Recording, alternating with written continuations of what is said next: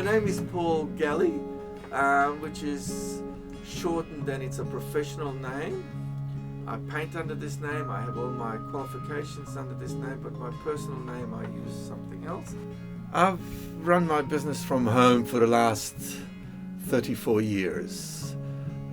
Previous to that I was in the city where I employed over 80 people. We make custom-made orthopedic shoes, calipers and artificial limbs. This is what my family's been doing for over 300 years. I've worked with my father from the age of 11, so I've been in this industry for 57 years.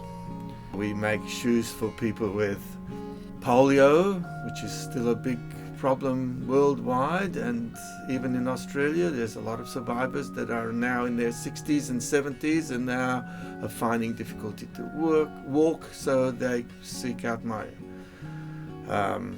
expertise.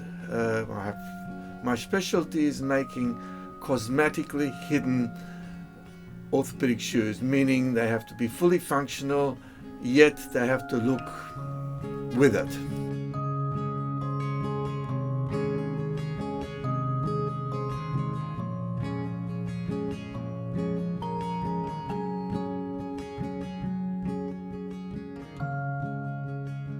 I always wanted to be an artist.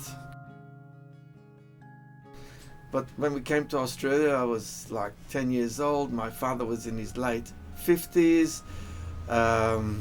He didn't speak a word of English, so I became the interpreter from a very early age. And while there were no clients around, I would be helping out. So I started very young, and during the Vietnam War, my parents wanted to make sure that I wasn't here to be called up, so they organized a course in Canada, which was the only English language course as an orthotist. So I'm one of the first people in Australia to have formal education as an orthotist.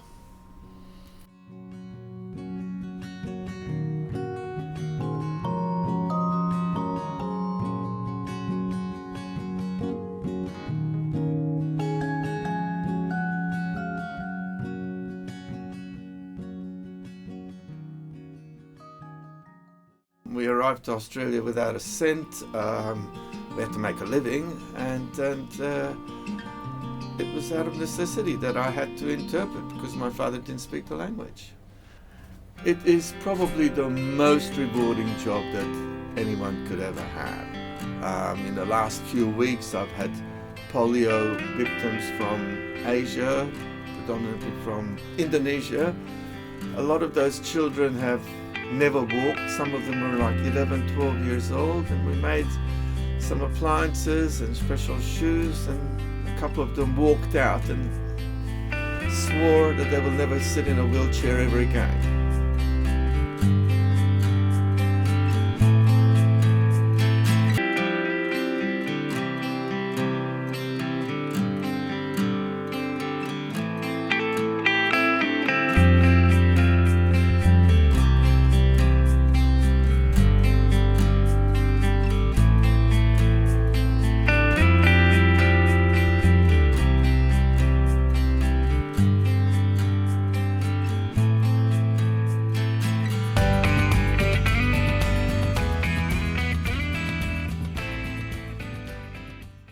I have some of the clients, like this particular one I'm thinking of is a polio victim.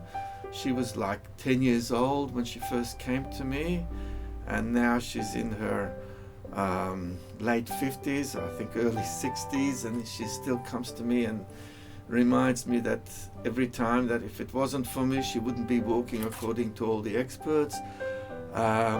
As I said, I've been doing this for 57 years, and it's time that I spend more time with my family and other projects that I'd like to do. I wrote a book, and I'd like to write another book, and all takes time.